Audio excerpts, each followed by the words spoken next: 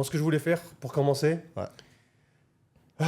on va essayer de le sortir dès que possible, ce podcast. Ouais, l'heure est grave. Je pense pas qu'il va durer très longtemps, hein. Ouais, 30 non, minutes. ouais. Bon, on prévoit jamais, mais là, on a prévu juste un petit truc, une petite vidéo pour introduire en fait le sujet sur lequel on va parler. Ah. Alors là, c'est du direct. Hein. Petit problème technique. La régie. En fait, Serge. tu m'as envoyé sur Facebook. Ouais, c'est un lien Facebook de bas. Putain, il n'y a pas de son. Magnéto Serge. Ah. Vas-y, meuble. Tout le monde Ah ouais. se barrer, que ce soit dans les projets maintenant, toutes les personnes qui ont mon âge à peu près, genre des 9-9, des 2000, 2001, 2002, 2003, etc. On veut tous partir, mais la France est en train de nous rendre tous dépressifs. On est tous en dépression. On a tous pour projet soit d'aller à Dubaï, soit d'aller en Angleterre, au Canada. D'ailleurs, j'ai un pote qui va aller au Canada. Mais en fait, je me dis juste, comment on est arrivé là? Comment on en est arrivé au point où la France, on ne veut plus partir? Et lui, il disait un truc, mais c'était tellement vrai. Mais c'est archi vrai. C'est archi vrai. Et rien qu'en Australie, comme combien de vidéos j'ai vues de Français qui font... Bon, La messe est dite. vous avez compris le message. Ah. Donc en fait, nous, on habite là depuis très longtemps. Il y a closer. Ok, je savais. La glisse, c'est ok. Nous, on habite là depuis très longtemps. Donc c'est cette caméra-là. Ok. On habite là depuis très longtemps. Moi, ça fait depuis 2009. J'ai créé une boîte, etc. Bon, pour ceux qui nous connaissent, ils connaissent. Ceux qui ne connaissent pas, vous allez regarder les vidéos. Vidéo numéro 1, elle a été faite à Bali. C'était en 2022, 23 22, peut-être 22. Et voilà. Si vous connaissez la chaîne, essayez de regarder les anciennes vidéos. Il y a pas mal de choses à apprendre. Il y a pas mal de choses intéressantes. Le sujet d'aujourd'hui, c'est quoi? C'est l'expatriation à Dubaï. Parce qu'on connaît Dubaï, donc on parle de Dubaï. Mais il y a aussi plein d'autres pays où on peut s'expatrier. Bien sûr, on n'est pas là à fond sur Dubaï. Nous-mêmes, on aime bien aller un peu visiter. On voyage beaucoup. On aime bien visiter des pays, etc. On va se focaliser sur Dubaï aujourd'hui. Donc, comme vous savez, Dubaï, c'est un pays qui offre le fait de payer zéro taxe, entre guillemets, zéro taxe. Si on se débrouille bien, on peut ne payer zéro taxe, que ce soit la TVA, etc. On peut vivre ici 3 mois dans l'année sans visa. Si on veut vivre plus longtemps à Dubaï, eh ben, il faut tout simplement faire une demande de visa. Il faut avoir une société, en fait, ouvrir une boîte. Ça coûte dans les 7 000 €. D'ailleurs, pour ceux qui veulent ouvrir une société à Dubaï, on a un partenaire avec qui on travaille. Vous pouvez nous contacter sur le lien en dessous de la vidéo et on aura le WhatsApp de la personne en question. Voilà, ça c'est une petite page de pub. Donc en gros, voilà, tout le monde... il y a du monde après la crise sanitaire qui a commencé à venir à Dubaï et ça a fait un effet boule de neige et là il y a de plus en plus de monde. Mais le problème c'est il y a de plus en plus de Français, mais il y a de plus en plus d'Espagnols, de plus en plus d'Italiens, de plus en plus d'Européens. En gros, il y a de plus en plus de gens du monde entier qui viennent à Dubaï. Les Russes, j'en passe même pas. Les Russes, c'est peut-être ils font partie des 1/5 de la population la plus peuplée de Dubaï, avec les Indiens et les Pakistanais et tutti quanti. Ouais.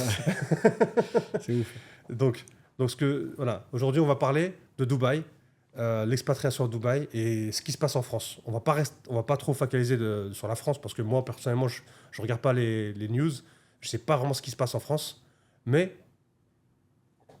Ouais, la dernière fois, on a fait un live il y a quelques jours, Ben et moi, on a appris en direct que le Rassemblement national est passé aux élections.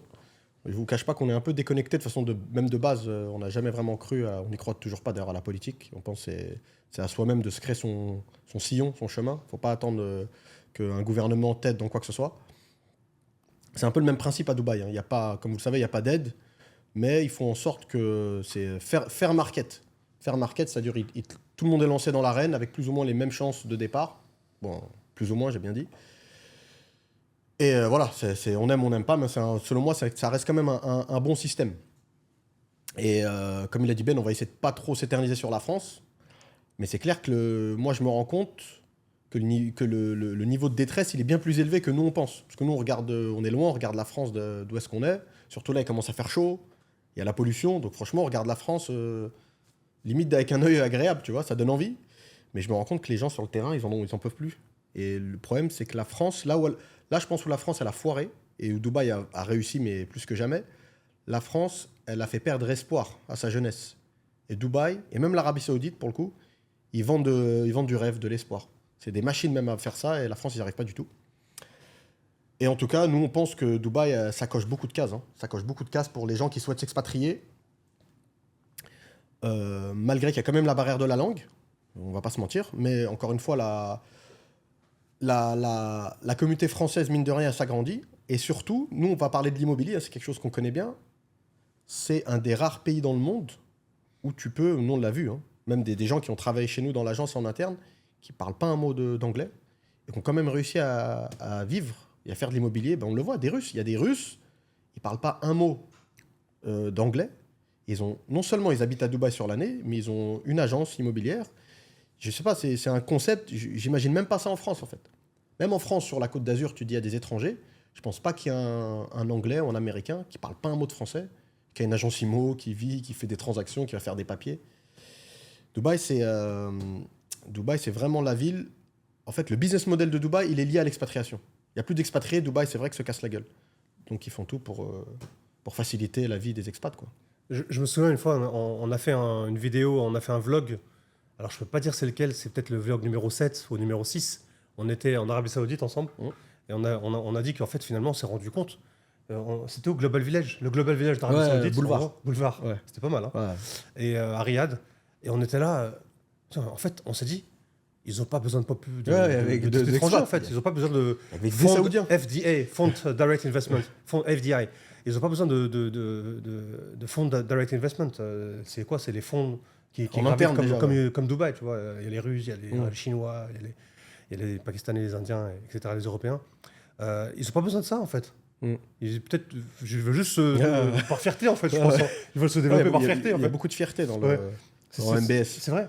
C'est par fierté qu'ils veulent se développer. C'est pas par nécessité. Aucune nécessité de se développer, finalement, quand tu regardes bien. Ils ont un gros marché interne, déjà. Ils veulent juste mettre leur nom dans la carte, les Saoudiens. Mais quand on regarde là-bas, ils ont déjà une économie existante. Il y a des consommateurs partout. Et ils consomment comme pas possible. Ça grouille de monde. Pour votre information, en fait, Dubaï, et enfin le Middle East, parce que j'ai travaillé dans le retail, en fait, le mois de Ramadan, c'est 30 à 40% de revenus pour toutes les sociétés qui font de la nourriture.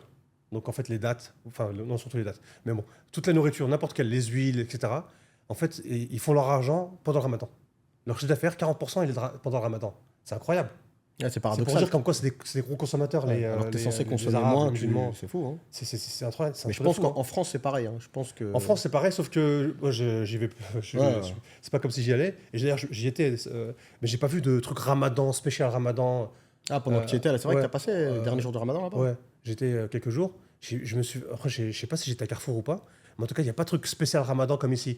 Ici, pour tous ceux qui sont dans le retail, ils peuvent le savoir, il y a ce qu'on appelle les Ramadan tents. C'est des tentes Ramadan. Et en fait, pour négocier les tentes, pour des petits mètres carrés, c'est des prix de fou qui te font payer Carrefour et tout ça. C'est une négociation qui se fait au moins 6 mois à l'avance. Hein. Tu dois prendre ta place, tu dois payer, limite, voilà quoi. Il faut s'arranger.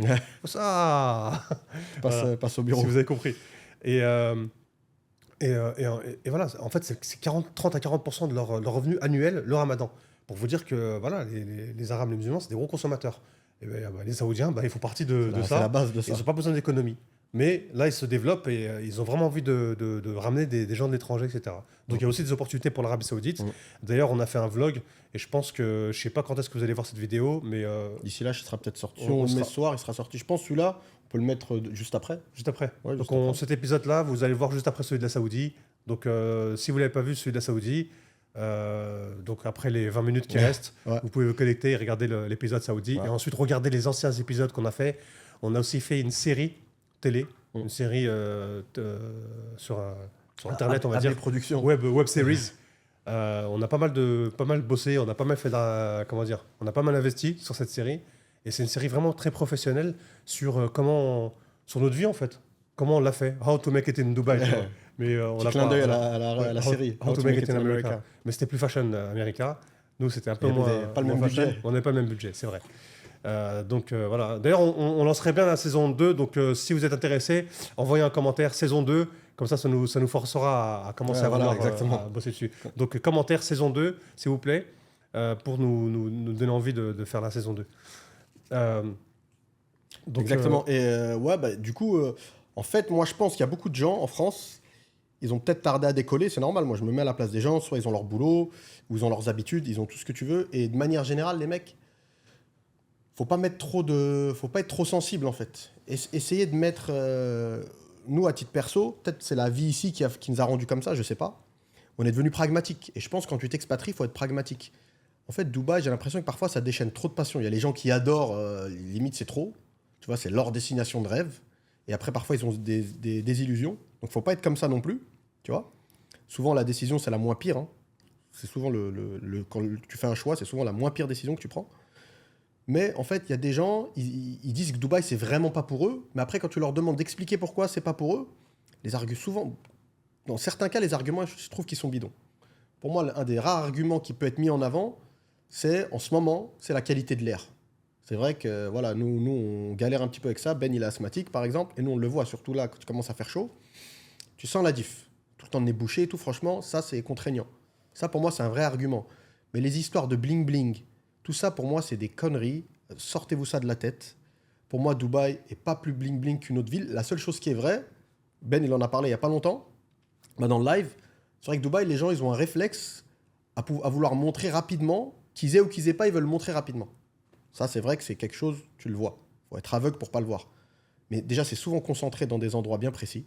Tu vas du côté de Dubai South à Urban Ranches, pourtant il y a des maisons à plusieurs millions d'euros. Tu vois pas forcément des Ferrari partout. C'est concentré, c'est La Palme, peut-être, Downtown, JFC, Jumeirah le week-end. Et basta, quoi. C'est pas non plus... Bref, je m'arrête là-dessus. Mais en tout cas, les mecs, sortez-vous de la tête que Dubaï, c'est pas pour vous.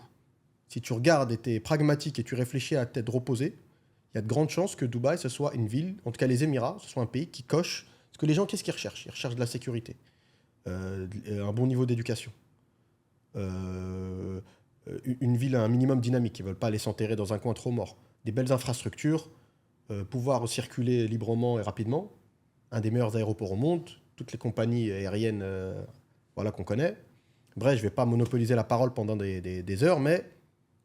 Si vous devez retenir quelque chose de ce court podcast-là, c'est que posez-vous les bonnes questions. Et je ne vous dis pas que Dubaï, c'est forcément la ville qui correspond à votre profil pour l'expatriation. Ça peut être le Vietnam, ça peut être la Thaïlande, je ne sais pas. Mais en tout cas, essayez de mettre votre affect de côté et mélangez pas tout. Mélangez pas ce que vous voyez sur les réseaux qui vous fait détester Dubaï. Moi, je peux vous dire que Dubaï, pour la sécurité que ça apporte, ça peut paraître fou, mais pour la sécurité que ça apporte, c'est une ville bon marché. Dans d'autres pays dans le monde, je ne te dis pas que la France, c'est pas... La France, si tu veux avoir le même niveau de safety, tu peux l'avoir potentiellement, mais ça va te coûter combien? Il faut que tu ailles habiter vraiment... Moi, j'avais un pote, il habitait vers Avenue de Matignon, et tu profites de toute la sécu qu'il y a autour de Matignon, les caméras, tu es obligé d'habiter dans le 7e, ça va te coûter des millions d'euros. Dubaï, même tu habites dans le quartier le plus pourri de Dubaï, on va pas te mettre un coup de coude dans ta vitre pour te voler un sac que tu as laissé dans la voiture à l'arrière. Et donc, rien que ça, déjà, ça te fait mettre Dubaï au moins dans le top 3, je pense, des destinations d'expatriation. Ouais. Moi, ce que je peux dire par rapport à Dubaï, je pense que tu vas être d'accord avec moi, c'est... Vous allez le remarquer, après, je ne sais pas, ça fait combien de temps vous êtes à Dubaï ou ça fait combien de temps que vous êtes intéressé pour venir à Dubaï, mais il faut savoir que ça dépend vous vivez dans quel endroit en France. Si ce n'est pas Paris ou une grande ville, Dubaï, c'est comme ça. Un jour, vous êtes bien, vous êtes content. Un jour, vous êtes dégoûté. Un jour, vous êtes bien, vous êtes content. Un jour, vous êtes dégoûté. C'est un peu comme Londres aussi. Londres, à l'époque, c'était comme ça. Et Dubaï, c'est comme ça, en fait. Tu passes que il y a des moments de... Tu es super heureux, super content, tout va bien pour toi. Et des moments, c'est de la merde, etc., etc. Je pense que les gens qui vivent dans des villes comme Granville... c'est des villes de colonies, ça. Léger. Je pense pas qu'ils vivent ça, non? C'est tous les jours, c'est monotone. Tu es là, tu te réveilles, tranquille. En tout cas, je pense que toutes les grandes villes, elles ont ça en commun, Ben. Ouais, c'est pour ça que je dis ça. Londres, je me rappelle, c'était comme ça. En fait, il faut savoir que aussi un gros point super intéressant, c'est que Dubaï, en fait, ça a été modé sur Londres.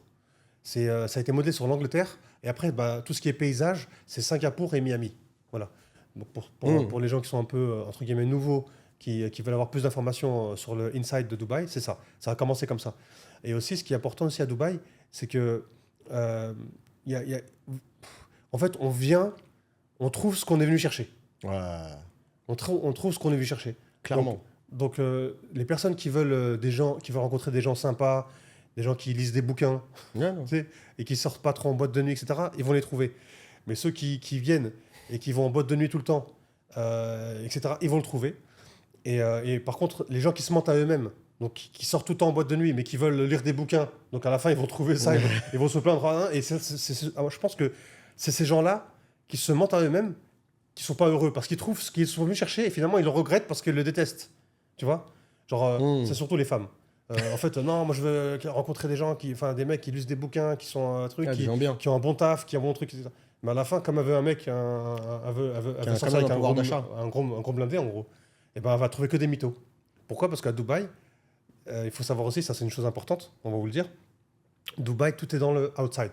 Donc en fait, admettons le mec, il a fait peut-être, on va dire, en 3 ans, il a fait peut-être 200 000 dirhams, 200 000, 300 000 dirhams de chiffre d'affaires, à moins que ça soit en business, soit il a un salaire de 20 à 30, 40 000 dirhams par mois, mais bon, après, il claque et tout. À la fin, le mec, il va, sur son compte en banque, il aura 0, mais il va rouler en Porsche toute neuve, il va s'habiller en vêtements de classe. Enfin, 50% de ses vêtements, ça va être du faux. Il y a des endroits à Karama où on peut se refaire, Dragon Mart, etc. Et il y a d'autres endroits, etc.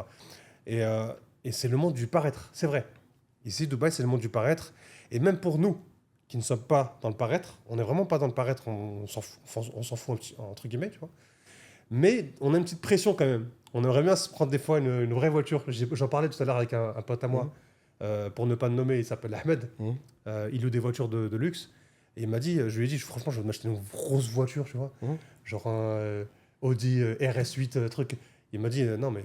Il a un gros recul par rapport à ça. Il m'a dit, franchement, moi, je suis dans ça depuis des années. Ça fait 15 ans qu'il est là aussi, ça fait 15 ans. Il m'a dit, écoute, moi, je sais de quoi je parle parce que tous mes clients, c'est ce qu'ils font. Il m'a dit, au lieu de t'acheter une grosse voiture, tu vois, parce que c'est un kiff. Comme c'est un kiff de s'acheter une console. Comme moi, j'ai acheté ma console. Tu te rappelles la Nintendo Switch? Je voulais acheter une Nintendo Switch et j'arrêtais pas d'en parler à Abdel et tout. Je trouvais toutes les raisons. Là, je l'ai acheté, je ne l'utilise plus. Abdel, pareil. Il a un peu joué avec moi vite fait. Et après, il a acheté sa Nintendo, sa PlayStation. Et il a joué quelques fois, il a arrêté. Et là, je l'ai regardé l'autre fois. Je voulais te demander, quand tu étais chez moi, quand on a fait le live, je voulais dire, viens, on fait un party. J'ai eu la flemme. C'est pas un truc de fou. Donc en fait, c'est pareil pour une voiture. En fait, au début, la voiture, pour nous, ça va être un truc de fou. Mais tous les problèmes qu'elle va t'apporter, parce qu'apparemment, c'est ce qu'il m'a expliqué, plus tu montes en gamme, donc Audi RS8, le truc de beau gosse, tu sais, des Merco, je sais pas quoi, des Lamborghini, voilà. Elles sont capricieuses. Il m'a dit, il arrive plein de problèmes. Il y a plein de problèmes qu'il a eu. C'est de quoi il parle. Enfin, ses clients, quoi. Et donc t'as pas envie d'avoir des problèmes, là. Par exemple, moi, je roule avec une petite voiture. Franchement, alhamdoulilah, je touche du plastique. Voilà, quoi. J'ai la voiture, bon, je fais des petites révisions, mais qui coûtent rien, 300-400 dirhams à l'année. Et à la fin, tu montes dedans, tu démarres, tu te casses, quoi. C'est vraiment pratique comme pas chauffer, en plus. Alors que c'est vrai que les vraies voitures, là, elles coûtent non seulement... Bon, à Dubaï, c'est vrai que c'est pas cher. Les voitures de luxe, elles sont pas chères, on va dire. Par contre, c'est l'entretien qui est cher. Et surtout à Dubaï, les mécanos, on a fait un épisode là-dessus, ils sont sans pitié. Tu vois, les mécanos, voilà, quoi. Tu peux tomber sur n'importe quel mécano. Il y a la théorie du mécano. Si vous la trouvez, la vidéo, regardez-la. Un jour, il va te faire payer des bons prix et ensuite, il va vouloir te cartonner comme pas possible. Et t'attends au tournant. Donc voilà, c'est des petits points que je voulais partager sur moi. Je te rejoins là-dessus. Mais vu que Dubaï, ça a grandi, moi, je trouve, Ben, pour rebondir sur ce que tu as dit, c'est vrai, hein, clairement, c'est vrai. Mais comme New York, je pense, comme Paris, comme Londres, on le voit de plus en plus maintenant, Dubaï, il y a des crowds par quartier. C'est-à-dire que là, Ben, ce qu'il vient de décrire, nous, on le voit, hein. Nos bureaux, ils sont à Business Bay, c'est à 2 pas de downtown. Surtout l'hiver, on a amené de temps en temps à se promener, à marcher un petit peu vers Dubai Mall et tout, sur le boulevard. Et ouais, on voit beaucoup de ce que Ben vient de décrire. Des mecs que même nous, on connaît. Je peux vous donner une anecdote. Il y a un mec que nous, on payait, parce qu'il travaillait avec nous, et il avait une bien plus grosse voiture que la nôtre, par exemple. Mais moi, je savais que, justement, tout ce qu'on lui avait donné, ça partait dans les locations de voitures, dans les montres, je sais pas quoi. Et ça, c'est un phénomène que tu retrouves. Mais encore une fois, c'est ciblé. C'est comme à Paris. En général, tu vois, les gens qui habitent ou qui traînent, entre guillemets, sur rive gauche, c'est pas les mêmes que ceux qui traînent sur rive droite, etc. T'as des... ça change comme ça, tu vois. T'as le quartier des mecs qui sont un petit peu plus bobos, t'as des coins de Kaira, t'as des coins... Et Dubaï, c'est en train d'être comme ça. Tu vas à Spring, tu vas pas voir les mêmes personnes que si tu vas à DFC ou à Downtown, etc. Bon, bref, je vais pas m'étaler là-dessus. Mais Ben a tout résumé. Hein. Franchement, si on devait résumer en une phrase, tu trouves ce que tu es venu chercher. À moins qu'il y ait vraiment quelqu'un qui soit branché, et encore, franchement, tu as quand même des petites alternatives, mais si quelqu'un est vraiment branché nature, il veut des montagnes, il veut, etc., pour faire de la plongée sous-marine, tu peux, mais c'est vrai qu'il y a des meilleures destinations pour ça. Mais c'est vrai que tu peux, nous on est devenus un peu feignants avec le temps, mais je vois, moi j'ai des potes, ils vont faire des treks, ils se lèvent à 5h du matin, tu peux plus ou moins trouver ce que tu es venu chercher. Mais si vous devez retenir encore quelque chose, faites-vous votre propre opinion. Laissez pas quelqu'un qui est sur Instagram ou sur Snapchat vous montrer, parce qu'au final, vous allez voir Dubaï ou n'importe quelle destination qui vous montre, vous allez la voir à travers ses yeux à lui. C'est son expérience à lui. C'est comme un mec, là, demain, Ben et moi, on va devenir influenceur à Paris, et toute la journée, on est aux Galeries Lafayette, et toute la journée, on saute d'un nouvel endroit branché à un autre endroit branché, tu penses que la France, ça se résume qu'à ça. Il n'y a que ça, alors que c'est loin d'être comme ça, tu vois. Et c'est pareil pour tout. C'est pareil pour tout. C'est pour ça que dans le vlog que vous allez peut-être avoir vu, d'ici à ce que cette vidéo sorte, moi j'ai bien dit que la vidéo, qui est très longue, c'est vrai, mais au moins vous avez la réalité telle qu'elle est, la vidéo sur l'Arabie Saoudite, je pense qu'elle est vraiment réaliste. Parce que si tu regardes les spots de pub du gouvernement saoudien, ils n'ont pas menti, hein, c'est pas des images de synthèse. L'Arabie Saoudite, c'est un beau pays, c'est vraiment comme ça. Mais il n'y a pas que ça. Ça veut dire là, ils t'ont fait une superposition, tu vois du corail, tu vois des trucs branchés, des beaux hôtels. Ça existe, mais ils l'ont condensé, tu pourrais penser qu'il n'y a que ça. Il n'y a pas que ça, il y a aussi des trucs un peu plus pourris, tu vois. Donc c'est un ensemble. Faites-vous votre propre idée. Mais encore une fois, selon nous, si tu fais un classement, il n'y a pas beaucoup d'alternatives en expatriation. Il y a pas. Toi, vas-y, si on fait un petit jeu comme ça. Tu seras en France actuellement. Après c'est vrai que toi, tu as un gros background parce que tu as voyagé dans des endroits vachement exotiques. Je pense pas que, par exemple, la Géorgie viendrait dans la tête d'un Français. Pas se mentir. Ouais. C'est même pas où. Souvent, ils savent même pas où le placer sur la carte. Tu penserais à quelle destination pour t'expatrier? Pour vivre à l'année au moins une bonne partie de l'année. Je pense que la Thaïlande. Hein. Ouais. À part la Thaïlande, ouais, après, peut-être qu'on parle aussi de la Colombie, Mexique. Mais c'est un peu trop exotique. C'est vrai que ces destinations, elles commencent à arriver sur le tapis. Il faut aller pour chacun. Ouais, chacun. Faut aller pour voir ce que ça veut. Mais franchement, tu prends l'avion, c'est 18 heures, je crois, un truc comme ça. C'est compliqué. Tu prends 18 heures d'avion, tu vas dans un nouveau pays, Mexique, tu vas t'installer là-bas. Enfin, je sais pas. Mais après, voilà, on est éclectique. Hein. On peut se mettre n'importe où, n'importe quand, etc. Ouais. C'est intéressant.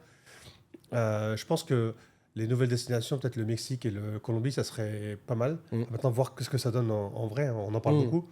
Il y a aussi Amérique du Sud, le pays là, Salvador.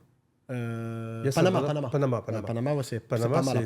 C'est un autre. C'est bien pays, développé, ouais. c'est safe. Donc là, rien que là, il y a 3 pays à faire qu'on n'a pas fait, enfin que j'ai pas fait. J'ai fait le Brésil, mais pour le travail, et j'ai pas été dans ces 3 pays. J'ai fait São Paulo. Faudrait que tu nous parles du Brésil. Il n'y a pas grand chose à dire. On-off. C'est vrai que c'est intéressant. J'irais bien dans ces pays-là, Panama, Colombie et Mexique, voir ce que ça donne. Là, j'ai un pote, il est en Colombie maintenant. Là. Il est en train d'acheter de l'immobilier à Medellín, c'est un truc de fou. Hein. Après, voilà, encore une fois, c'est un profil différent, il n'a pas d'enfants. Demain, si tu as des enfants et une femme, est-ce que tu irais tenter, même si je suis sûr que ces pays-là... Parce qu'en fait, il y a des pays... Franchement, à mon avis, comme on a parlé tout à l'heure en off-caméra, je pense que la destination qui grandit rapidement, là, c'est le Maroc. Ouais. Franchement, je ferais bien peut-être pas le centre de Marrakech, un Riyad. Ouais. C'est ce qu'on aurait kiffé, tu vois. Ouais. Mais à notre niveau, à mon avis, ça va être plutôt un truc un peu en dehors de Marrakech, mais qui soit à côté, quoi. 20 minutes du centre. Tu vois, Jemaa el-Fna, c'est le centre, en gros, à Marrakech. Donc 20 minutes, on va dire, ou 30 minutes de Marrakech, du centre de Marrakech. Et là, tu as une grande villa, et tu as 2-3 personnes qui posent pour toi. Une cuisinière, une femme de ménage, etc. Ouais, t'as une grosse qualité de vie. Et ça fait longtemps que j'y pense en plus, depuis longtemps. Hein. Tu vas avoir une très grosse qualité de vie au Maroc. Je t'ai jamais dit, je crois, non? Si, on en a déjà parlé. À chaque fois que tu parlais de ton expérience, t'allais souvent à Casa pour le taf. Casa, ouais. Mais c'est vrai que ça peut être une bonne, même pour le futur, une bonne retraite, tu vois. Ouais, t'es pas loin de la famille. T'as 3 personnes qui bossent pour toi et t'as plus rien à faire, t'es là. C'est pour ça que c'est un choix de beaucoup de retraités. Je pense que le Maroc, c'est bien. C'est une bonne alternative à Dubaï. Maintenant, après, c'est vrai que c'est loin de tout ce qui est... En fait, les gens qui viennent à Dubaï, je pense que c'est les gens qui sont un peu en mode Miami, tu vois. Ouais. C'est pour ça, après, il ne faut pas se plaindre. Ça attire, c'est ça, en fait, parce que c'est ça l'image. Après, eux, ils jouent là-dessus. Tu compares Dubaï et Maroc, le Maroc, c'est musulman, c'est riche aussi, on va dire. Bon, ça reste en Afrique, donc c'est pas au centre du monde. Tu vois, Dubaï, c'est le centre du monde. Tu arrives ici, truc. Après, les aéroports au Maroc, tu vois, c'est pas si développé qu'ici. Il y a encore on pose des questions. Tu dois faire quand même un arrêt à la douane. Des fois, on te pose des questions. Est-ce que tu as du cash? Dubaï, pour l'instant, on n'a pas encore ça. Enfin, j'espère qu'on l'aura jamais. Libre circulation des biens est un peu compliqué. Ouais. Tu vois, donc voilà, Dubaï, on peut pas comparer en fait. Mais ça arrive, tu vois, ça arrive. Je pense que ça arrive. Je Le pense Maroc, que c'est ça en se plein développe bien comme il développement. faut. Et en fait, moi, quand j'allais au Maroc à l'époque, je me sentais bien. Je passais une semaine, tu te remets à zéro. Et tu manges bien en plus, bon thé à la menthe, le vrai jus d'orange. Bah, les meilleurs jus d'orange, c'est égyptienne, marocaine, tu vois, les meilleurs jus d'orange de tout le monde. Ouais, il y a aussi Spain, les Espagnols. Ah, en Espagne, c'est pas mal. C'est Pera Rio. Ils appellent comme ça, c'est la variété. Non, en fait, c'est Pera Rio, c'est plus le Brésil, etc. Mais j'ai oublié la variété de l'orange en Espagne. T'as bossé là-dedans. Ouais, j'ai bossé là-dedans. Je me souviens plus du. Pour Ouais. signaler aux gens. Sinon, ils vont se Ça, dire, c'est out of the blue. il a une passion pour les oranges. Ouais. Le mec, il s'y connaît à mort. Ouais. Mais Et pour revenir à ce que tu disais, c'est vrai que, ce que j'ai commencé à dire et tu as argumenté après, en fait, Dubaï, on trouve ce qu'on est venu chercher et généralement, on est content parce qu'on. Après, comme on dit, be careful what you wish for. Tu vois. voilà. Donc en fait, les gens, ils sont venus chercher un truc, mais vraiment, ils se mentent à eux-mêmes, ils sont venus chercher autre chose. Et après, quand ils trouvent cette autre chose, ils sont pas contents et disent Dubaï, c'est de la merde. Bah, Non, parce que tu t'es menti à toi-même. Dès le début, tu n'as pas été honnête avec toi-même. Dis-nous que tu as été chercher ça. bah, Et tu as trouvé ça, et finalement, ça te dégoûte, ça, et donc tu veux partir. Mais comme il a dit aussi Abdel, Dubaï, et je pense qu'il n'a pas trop argumenté là-dessus, Dubaï, il y a plein de microcosmes de fous, tu vois. plein de T'as bulles. vraiment, nous, par exemple, on a un petit microcosme de Français rebeux, et tu as le microcosme des Français, des Blancs. Il y a un microcosme, là, on connaît un microcosme, nous, ou même plus, on a 2 ou 3, de Français du 16e arrondissement. Ouais. Les Français du 16e, tu les vois, ils sont tous ensemble comme ça, ils se mélangent pas. Et on a un pote à nous qui les a pénétrés, leur groupe. et après, on allait dans leur soirée et tout. Mais il y a plein de microcosmes. Vous imaginez, chez les Français, il y a plein de microcosmes différents. Alors imaginez, chez les Allemands, chez les Russes, etc. Il y a vraiment toutes les origines et tout ce qu'on va chercher. Et c'est ce qu'on disait. Après, c'est vrai pour ceux qui n'ont pas l'habitude, qui n'ont pas étudié à l'étranger, par exemple, si vous n'avez pas étudié à l'étranger, le fait de venir à Dubaï et voir des gens d'Espagne, d'Hollande, de tous les pays dans le monde, ouais, ça peut pas être facile des fois, parce que les mentalités sont différentes.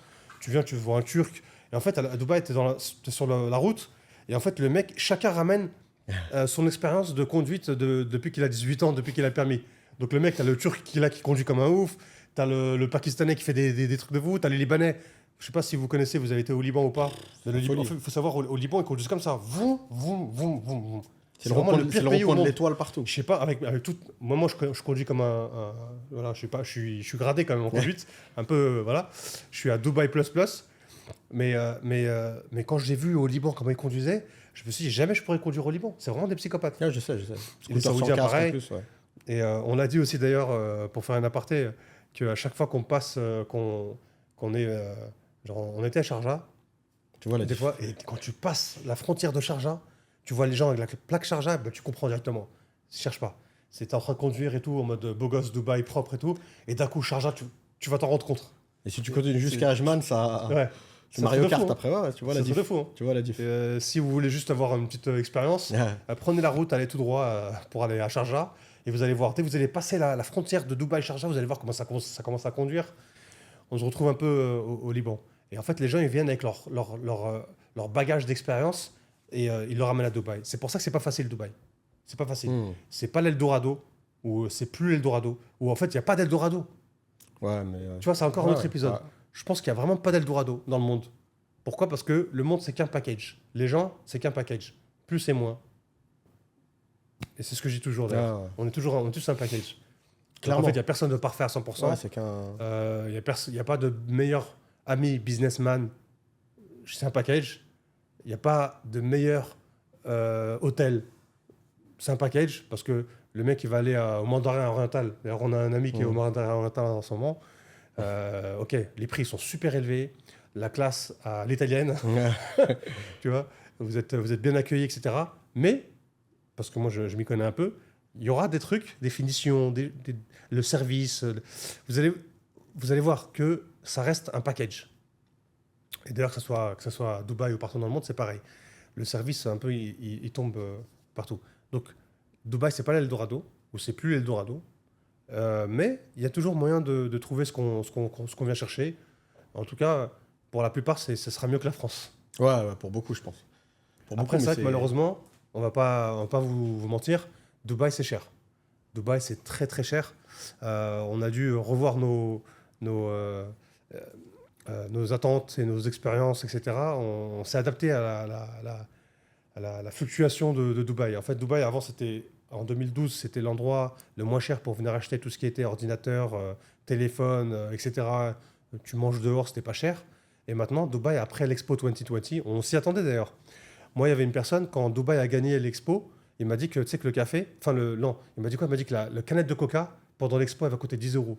il avait Il m'a exagéré dit quand ça. même. Mais... Il avait exagéré, mais finalement, il avait raison, dans le sens où dès que l'Expo elle est passée, tous les prix En plus, tout le monde ont surfait doublé. là-dessus, même des mecs qui n'ont rien à voir. À l'époque, ouais, quand ils avaient gagné en 2014, je crois, 2015, Je sais plus, mais ils disaient ils ouais. disaient pourquoi les loyers ils augmentent comme ça? Ils disaient Expo 2020. C'était la phrase magique. Ouais, c'est- Et ils avaient commencé déjà à augmenter les loyers alors qu'ils avaient juste annoncé l'Expo en 2020. On était en 2016. C'est quoi le rapport, tu vois? au final, là, le mec, tu parlais de. En fait, c'est ça, il a raison. Tu as raison, puisque tu parlais, il n'y a pas d'Eldorado. En fait, il peut y avoir des Eldorado business. Par exemple, là, Ben, il parlait de l'expo. Il y a l'expo à Riyad. Pour ceux qui ne le savent pas, Riyad a gagné l'expo. Donc, toutes les expos dans le monde, il y a eu un avant, un après, en termes de prix. Donc, le mec qui se positionne maintenant sur certains business et qui est patient, si tu veux, au niveau du business, ça va être un Eldorado. Mais au niveau de son lifestyle, il va perdre. Tu perds, parce que là, je pense, hein, tous ceux qui vont s'installer maintenant avec des bonnes idées, etc., qui vont se mettre en Saoudi, s'ils sont patients, s'ils sont assez patients et ils sont dans le bon timing et ils s'inscrivent dans un temps au moins moyen terme, long terme, on va dire, ça va être dur de pas gagner. Il y a de grandes chances que tu gagnes, mais tu vas y perdre. Moi, je l'ai fait, j'y vais souvent et c'est pas très piéton, tu marches pas trop, il y a pas de parc. Tu vois, ça peut être oppressant parfois. Ça peut être oppressant. Quelqu'un qui est habitué à l'Europe ou même à Dubaï, ça peut être difficile. Donc, ce que tu gagnes sur certains aspects, tu le perds sur l'autre. Mais c'est marrant ce que tu disais sur les bulles. C'est vrai qu'il y en a plein, Dubaï, je crois que même c'est la ville où les bulles, elles sont les plus choquantes.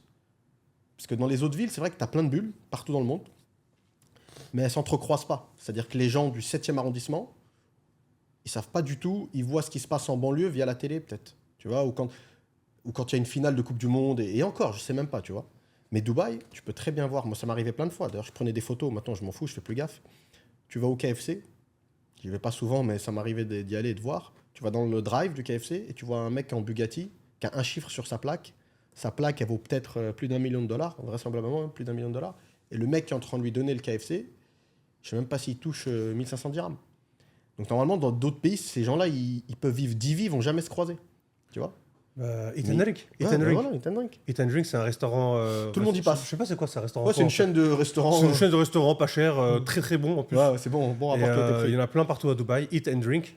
Voilà. Il fait des bons jus Et frais. ils font des super bons jus, trucs, c'est pas cher, Avocado, vraiment pas cher. avocado juice. C'est le moins cher et la meilleure qualité. En fait, c'est le meilleur. C'est le kata de la bouffe. Tu vois, et là-bas, tu vas croiser des cheikhs qui viennent et tu croises aussi les Indiens En galère, quoi, chauffeur Le taxi, mec, il a tout 1000 ça. dirhams, quoi. Ouais. Donc tu vois le mec, il est millionnaire ou milliardaire Ouais. peut-être. Et ils vont dans le même restaurant. Ils mangent la même nourriture. C'est ouf, hein. Alors qu'en France, jamais de la vie, Ouais, un milliardaire, il mangerait la même bouffe qu'un mec qui travaille au McDo, quoi. Ouais, Le mec ouais, qui travaille au c'est McDo, c'est quoi? C'est 1002, bah, c'est le SMIC. Enfin, mais c'est quoi le SMIC? 1002, 1005, 1003? 1004, je pense maintenant. 1004. Donc voilà, il gagnera jamais il mangera jamais dans un truc avec le. Alors qu'à Dubaï, si, le milliardaire, il va dans un restaurant Eat and Drink et il mange normal. Ouais, c'est Et vrai. c'est un peu choquant quand même quand il Ouais, pense. je sais pas s'il y a d'autres villes. Peut-être pas. Après, il y a le fait que, vu que c'est super safe, les gens ils sont détendus. Tu vois, pareil, tu vois des mecs avec des montres Richard Mille à 500 000 euros. Le mec, il se balade dans des coins où juste à côté, tu as des Indiens chauffeurs taxi qui c'est leur jour off.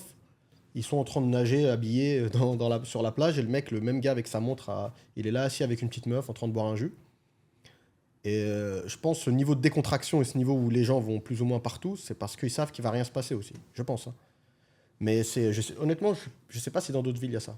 Ça, c'est une bonne question, mais peut-être Singapour, et encore, je sais pas. C'est vrai que la grosse classe élitiste qui se retrouve avec même pas la moyenne, hein. C'est même pas la Non, classe non, moyenne, c'est c'est la c'est- classe entrée de gamme. Ouais, non, c'est En tout fait, en bas. voilà. Ouais, c'est les petites mains de Dubaï, les mecs qui sont vraiment tout en bas. Et mais c'est vrai, mais après, ce que tu as dit, c'est intéressant aussi. Mais ça, c'est limite, comme tu as dit, c'est un autre épisode. Est-ce que les gens qui s'expatrient, ils ramènent pas avec eux leur monde et au final, ils recréent leur monde là où ils sont? Parce que c'est vrai ce que tu as dit sur les gens du 16e, sur les gens, sur les Maghrébins, mais du Maghreb, tu vois. Moi, j'ai un pote marocain. La plupart de ses potes, c'est des Marocains du bled, avec qui il va jouer au foot, etc. Ou même des Algériens du bled, etc. Mais des gens du bled. Même si ça se côtoie comme ça de loin un petit peu avec d'autres nationalités, mais c'est ça. Les Russes, je t'en parle même pas, tu vois. Et même les Russes de Moscou et les Russes d'autres patelins, les Tchétchènes, les Daghestans, tout ça. En fait, c'est les gens, ils reproduisent ce qu'ils avaient chez eux, ils le reproduisent à l'étranger. C'est rare, même nous, hein, ça fait des années. On a eu des connaissances, des locaux, par exemple. On n'a pas de potes locaux, on a des gens qu'on connaît, tu vois. Tu as Youssif, ton ancien sponsor, etc. Il y a 2-3 potes. Ouais, merci, aussi. Au final, chacun reste dans sa petite bulle. Hein. Je le vois, je le vois, je lui dis bonjour, mais voilà. En fait, souvent, on les croise par hasard. Ton pote l'Égyptien, etc., le producteur, c'est pareil. C'est pareil, donc même ça a creusé. Hein. Est-ce que... En fait, l'expatriation, tu changes juste ton environnement, mais tu restes... le noyau reste le même, en fait. C'est juste l'environnement qui change.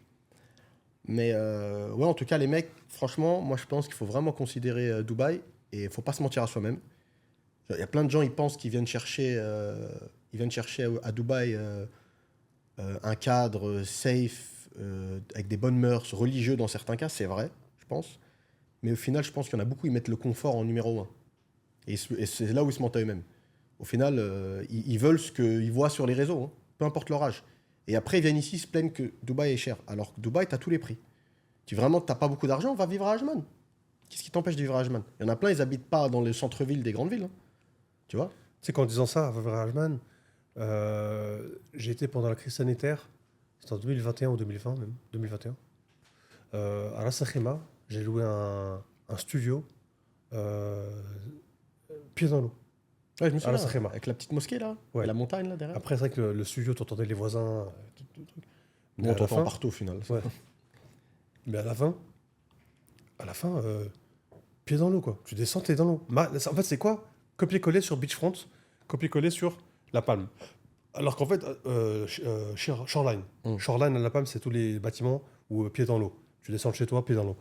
Alors que à Dubaï, pied dans l'eau, c'est... Le ticket, il est à... Ouais, les- Ok, le moins cher, c'est 2,2 millions. ouais. C'est Beachfront. Je crois qu'il n'y a pas de studio à Beachfront. Ouais, pas de studio. C'est one bed. Donc Ras Al Khaimah, comme Abdel dit, c'est à 1 heure de route. Et truc. Vous savez, bon, nous ça va, on habite en région parisienne, donc c'est à côté. Mais il y a des gens qui habitent à, je sais pas moi, Créteil ou je sais pas quoi. Et quand tu regardes Créteil à Champs-Élysées, c'est 1 heure. Donc à la fin, c'est 1 heure. Les quoi. bouchons, ouais, c'est Tu vois pareil. ce que je veux dire? Mais les gens, quand C'est ils une viennent heure. ici, ils veulent lever la barre direct. Alors qu'il faut pas, dans un Tu premier peux temps. habiter à Ras Al Khaimah, quand tu viens à Dubaï, tu as 1 heure de route, ça va. C'est comme si tu habitais à Créteil et de Créteil à Champs-Élysées, Ouais. c'est centre-ville. Ouais. Tu vois, donc c'est fou quand même, hein, c'est vraiment fou. Merde. Ça, c'est le cheikh, hein, il a réussi à... Il a créé une énergie ici. Il faut vraiment penser en 4 dimensions pour pas... Il faut vraiment être un filou ou un mec très très intelligent. Et un mec... Parce que j'ai plein de mecs, moi, ils me ont dit, ouais, moi j'ai les pieds sur terre, t'inquiète, j'ai les pieds sur terre, j'ai les pieds sur terre. Mais sans faire attention, ils glissent gentiment. Gentiment, ils s'embourgeoisent, tu vois. Ils s'embourgeoisent et en vrai, faut... Après, si t'as les moyens, vamos, tu vois, il n'y a pas de problème. Hein. Nous, on n'est pas là à vous dire... Moi, je sais qu'il y a beaucoup de gens qui ont de l'argent en France aussi. Hein. Faut pas se mentir. Les gens en France, ils ont tendance à se plaindre. C'est vrai, il y a quand même une énergie de râleur. Mais une fois que tu creuses, la dernière fois, je te donne une anecdote vite fait. J'étais avec une personne il y a 2-3 mois. Et temps en temps, il me dit, ah, la France, c'est devenu de la merde, machin, un truc, c'est de la merde, c'est de la merde. Le mec, il avait moins de 40 ans. Je sais plus il avait quel âge, mais entre 35 et 40 ans. Ouais, c'est de la merde. J'ai qu'une envie, c'est de me barrer, machin. Mais pendant la discussion, il me dit qu'il a 800 000 € de budget pour investir. Je me suis dit, attends, c'était pas trop mon pote, le mec, j'ai pas osé lui dire tout de suite, mais après, dans la conversation, je lui ai quand même fait comprendre. Je fais, attends, c'est vrai qu'il y a des défauts. Il y a des défauts. Et en même temps, faut pas être. T'as beau être un patriote, tu vas là où tu te sens bien. Ça sert à rien de faire le mec. Tu vois, c'était la phrase de Sarkozy, là, la France, tu l'aimes ou tu la quittes. Non, tu t'en vas si tu te sens pas bien, c'est tout. C'est pas une question d'aimer ou pas aimer, tu vois. Bref, parenthèse refermée. Je lui dis, ça peut pas être. D'accord, si tu veux, c'est de la merde selon tes critères. Mais c'est quand même un endroit où tu as généré 800 000 €. Tu vois, tu peux pas non plus dire que tout est mauvais, c'est une catastrophe. Il y a une vraie économie en France. C'est un pays de plus de 60 millions de personnes. À côté, Dubaï, c'est rien du tout. Hein. C'est plus de... Je sais même plus on a combien de population française. Là, c'est UAE. UAE, c'est 8 millions de personnes, Voilà. mais Dubaï, c'est 3 000, enfin 4 000, 3, Ouais, voilà. 3 millions. 3 millions On Dubaï. parle de la France et plus avec l'Europe. Les c'est- Français, à mon avis, c'est un dans marché on doit énorme. avoir 200 000 Français. Tu vois, c'est un marché... Non, la dernière fois, tu sais, Karim, il m'avait dit, on était 30 000 Français à Dubaï. Hein. Seulement Ouais, c'est fou. 30 000. 30 000 Français. Je veux 200 000. Moi. Tu vois, Comme, c'est ouf, hein. à Londres à l'époque, c'était 200 000. Ça, c'est parce que tu as l'habitude. C'est bizarre. Ça, une fois, j'avais lu aussi pareil qu'il y avait plus. J'avais lu un classement de 2022, je crois. Qu'il y avait plus d'Allemands que de Français à Dubaï. C'est rare. Hein. C'est ouf. Ouais. J'arrivais pas à me dire ça. Parce que les Allemands, ils ont l'air On n'en voit discrets. jamais. Mais à mon avis, peut-être les autres Allemands. J'ai jamais vu une affirmation aussi vraie. Tout le monde veut Les autres Allemands, ils se voient entre Allemands, je pense. Je pense qu'en les Français, on se repère mutuellement. C'est peut-être ça qui fait que tu as l'impression qu'il y en a énormément. J'ai regardé le nombre de Français en Vas-y, 2024. regarde. Mais ça reste les British, je crois, numéro 1 en expat européen, c'est clair. Ils mettent tout le monde à T'as l'amende. raison, 28 000. Hein. C'est pas beaucoup, hein. 28 On 000 dirait qu'il y en a Français. énormément. Mais Incroyable. c'est quoi, Ben? C'est pour ça que justement, les business communautaires, ils marchent pas, malheureusement. En plus, les Français, on n'est pas communautaires comme les Et, Libanais et à compagnie. Dubaï, tu vois. en 2024, il y a 3,6 millions de personnes à Dubaï. C'est ouf, hein, il y a moins de personnes qu'à Bali. Et à l'époque, moi je me rappelle, à mon époque à moi, il y avait 1,2 million. Mais ils ont réussi à doubler, hein, mine de rien. Ils voulaient doubler le. Ils voulaient doubler. Ils ont réussi. Plus que doubler même. Ouais, plus que doubler. Et ça va continuer, mais. Sans compter les transitaires. Ouais. Voilà, Les transitaires, les smicards, les. J'aime bien ce mot. Mais les transitaires, les gens qui arrivent, qui veulent essayer et après ils Ouais, repartent. les étoiles filantes. Les Ça, trois- ça, il y en a trois- beaucoup. Hein. Putain, qu'il y en a beaucoup, il y en a ça. beaucoup. Les mecs, ils arrivent, ils ont plein d'étoiles dans les yeux, mais ils arrivent trop fort, trop vite. En fait, ils arrivent en 5e. Faut monte ta côte, doucement, tranquille, mets-toi en première. Mais après, il y a un truc, moi, je pense, où l'expatriation, elle peut bien marcher à Dubaï, si tu prends ton temps.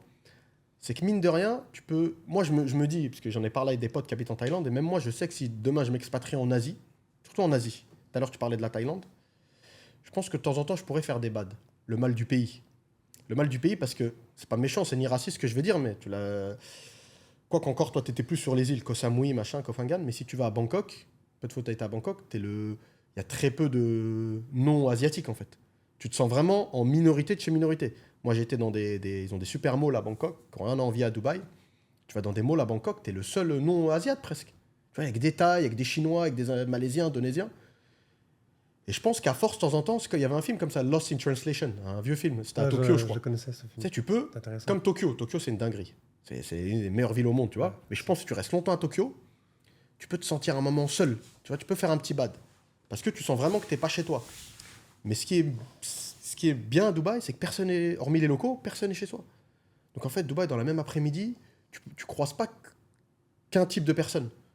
Sauf si vraiment tu habites à Dera, là, c'est vrai, tu vas te croire en Inde. Au bout d'un moment, je pense que tu peux péter un câble. Mais si tu habites dans un quartier classique de Dubaï, un peu un quartier d'expat, en tout cas, je pense pas que pour faire simple, les mecs, hein, je pense pas que le mal du pays, il te frappe aussi fort à Dubaï qu'ailleurs. Je pense que les destinations exotiques comme Colombie, l'Amérique latine de manière générale, l'Asie du Sud-Est, le cadre de vie il est plus sympa, le rapport qualité-prix il est peut-être meilleur, pas de problème. Mais je pense que quand le mal du pays il te frappe, il te frappe bien, il te tape bien dans la nuque. Tu sais, tu es là, tu te réveilles, surtout si t'as pas de réseau, t'as pas trop de potes, il y a que des personnes qui te ressemblent pas. C'est sympa, c'est ce que tu es venu chercher au début. Tu vois, t'entends jamais parler français et tout. Mais je pense qu'il y en a, ça doit les mettre mal au bout d'un moment, tu vois. J'imagine. Hein. Donc ça aussi, ça à prendre en compte. Hein. Ça à prendre en compte. Et il y en a, c'est le contraire. Ceux, par exemple, qui vont au Maroc. Je sais qu'il y en a, j'en ai parlé avec un pote, ils vont pas au Maghreb s'expatrier parce que c'est trop... Ils n'ont pas l'impression de s'être vraiment expatriés. Parce que tout le monde parle français, tout le monde... Il y en a, ils veulent un truc où ils se sentent plus loin, tu vois. L'exotisme, ils le ressentent plus. Mais en tout cas, vaste sujet. Hein. Moi, ce que je propose, c'est qu'on finisse sur un point que, d'ailleurs, j'ai eu une discussion avec mon pote tout à l'heure. Et en fait, il m'a dit, mais attends. En fait, il a répété une chose que tout le monde nous répète dans les lives. C'est, d'ailleurs, pour accéder au live, malheureusement, on prépare jamais. Donc, à chaque fois qu'on se dit, bah, on fait un live, on le fait en même pas 1 heure, en 30 minutes des fois. Là, d'ailleurs, on a fait ça 1 heure avant. On s'est posé 1 heure avant. Donc, activez la cloche de notification pour recevoir les notifications comme quoi on est en live, si vous voulez assister au live. Donc voilà, c'était une petite page de pub. J'ai parlé avec mon pote tout à l'heure, on a dit que...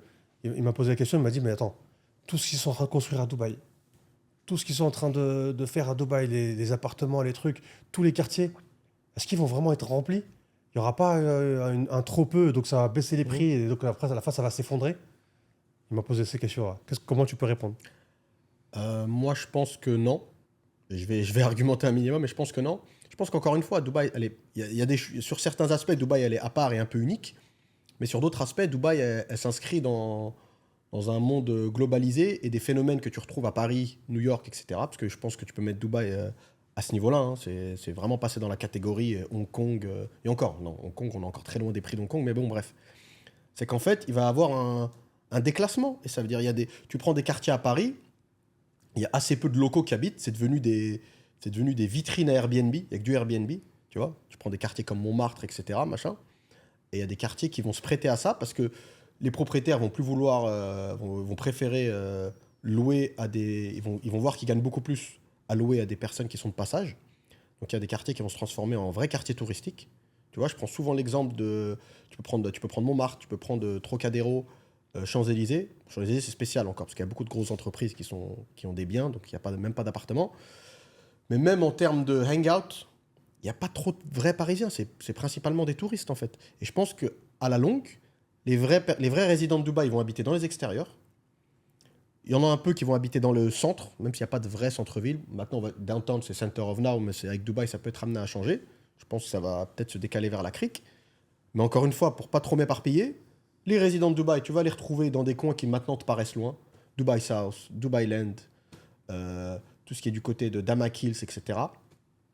Tu vas avoir des quartiers historiques qui ne vont pas bouger, comme la Marina Billard, comme Barcha. Barcha, ça sera plein de maintenant jusqu'à... voilà.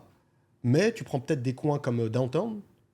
Je pense que Downtown, si la courbe des loyers continue à augmenter, ils vont perdre des résidents à l'année. Il va y avoir de plus en plus de mecs de passage, comme on disait. Des mecs qui arrivent en mode fulgurant, où le mec, il a un budget, son enveloppe, elle est toute neuve. Il a plein de projets, il se voit faire des millions. Ça ne me dérange pas de payer un one bed à 20 000 dirhams le mois. Parce que pour lui, c'est Dubaï, il a l'énergie des premières fois. Tu arrives, c'est le mec qui débarque à New York il y a 50 ans. Mais je pense que, étant donné que la courbe des salaires ne suit pas la courbe des loyers, même build it and they will come, la fameuse phrase, même dans les extérieurs, il y aura toujours quelqu'un pour louer. Et c'est vrai qu'il y en a parfois, ils s'inquiètent des immeubles avec des lumières éteintes et tout. Même ça, en fait, il y a beaucoup de gens qui viennent s'installer à Dubaï, mais il y a des millions de gens aussi qui viennent en vacances à Dubaï. Et Dubaï, surtout, en fait, ce qu'il faut regarder, il y a un truc qui est vraiment... qui colle à Dubaï. C'est même pas regarder. Nous, on fait ça sans prétention, on parle de notre expérience. Mais si vous voulez vraiment savoir d'où nous vient notre confiance pour Dubaï, c'est même pas Imar, c'est même pas machin, c'est les dirigeants de Dubaï. Parce qu'ils ont une mentalité, ils gèrent ça comme une entreprise, on l'a dit plein de fois, et ils regardent que vers l'avant. Et au final, ce qu'ils ont fait par le passé le prouve, quand ils mettent leur énergie dans quelque chose, ça prend le temps que ça prend, ils font des erreurs sur le trajet, mais ils y arrivent. Ils y arrivent. Et Dubaï veut devenir top 3 des destinations les plus visitées au monde. Et regardez toutes les places qu'ils ont gagnées déjà. Alors qu'en vrai, il y a des plages, elles ne sont pas folles, les plages de Dubaï, elles sont normales. Il y a le désert, des déserts, t'en trouves partout. Tu vas juste à côté, il y a du désert, hein. Tu vas au Maghreb, il y a désert. Donc avec pas grand-chose, ils ont réussi à faire la destination une des destinations les plus visitées au monde. Donc je pense qu'il va encore y avoir des millions et des millions et des millions de personnes à venir. Le marché chinois, il n'est même pas encore exploité à fond. Les Indiens, ils sont des milliards. Les Russes, et s'ils continuent les sanctions à ne pas donner de visa aux gens, Dubaï, il n'y a pas de visa. Tu viens, débarques. Tu peux venir du Tadjikistan, ils te laissent venir. Il y a ce qu'on appelle le Sud global, Global South. Tous ces pays qui vont être en voie de développement. Demain, les Marocains, certains Marocains qui veulent voyager, peut-être ils vont galérer pour avoir un visa pour les States ou un visa Schengen, ils vont venir à Dubaï. Parce que au bout d'un moment, tu as beau vouloir visiter un pays, quand tu sens qu'ils n'ont pas envie de t'accueillir, tu n'y vas pas. Tu ne vas pas leur donner tes sous. Donc je pense que montée du tourisme qui va exploser et arrivage en masse de personnes qui n'auront pas forcément les fonds pour vivre dans les quartiers très connus, ils s'écarteront, ils iront vivre à gauche, à droite. Désolé, c'était une explication longue, mais c'est vraiment comme ça que je vois le truc. J'ai pas trop de... Je suis assez confiant à ce niveau-là. Et moi, ce que je peux rajouter, c'est que, vu ce qui se passe partout dans le monde, Ouais. tu vois, tout ce qui se passe, et j'ai l'impression que c'est qu'un commencement. Malheureusement, il n'y a rien qui indique que ça va se régler, que ce soit le président en France ou aux États-Unis, etc. Et j'en passe. Voilà, juste à côté, là. Donc, je pense que tout est fait pour que les gens viennent se réfugier ici. Même en Suisse, c'est plus la Suisse. Ouais. Tu mets ton argent en Suisse, tu te fais attraper. Enfin, c'est Ouais. plus un paradis. La neutralité fiscal, suisse et tout, ouais. La neutralité, ils doivent montrer que en fait, tu as un compte en Suisse, etc. Alors que voilà, Dubaï est sorti de la zone grise, voire rouge pour les banques internationales. Donc les gens viennent mettre leur argent ici. On appelle ça parquer leur argent. Donc c'est bien beau c'est bien d'avoir pour ceux qui sont riches, ils viennent mettre l'argent un peu à Dubaï, un peu partout dans le monde. Mais surtout, Dubaï, à mon avis, doit mettre une plus grosse partie de leur argent. Parce que c'est un futur. C'est un présent et un futur, Dubaï. C'est un présent et un futur. Alors que la France, malheureusement, ça montre que c'est du passé. Ouais. Et certains pays ce qui se passe autour, on ne va pas rentrer dans les détails géopolitiques, mais la plupart des gens, d'ailleurs, je peux rentrer dans un seul pays géopolitique, c'est l'Iran. Avec ce qui s'est passé en Iran récemment, la semaine dernière, je vois que des Iraniens partout. C'est blindé. Je vais à Dubaï, moi, ça parle l'iranien dans tous les sens. Ouais. Donc en fait, C'est tous ouf, ces pays, la Turquie, etc., et j'en passe, ils viennent se réfugier ici. Pourquoi ? Parce que c'est le paradis sur Terre, Starfallah, avec entre guillemets, où ils peuvent vivre de manière sécurisée avec leur famille.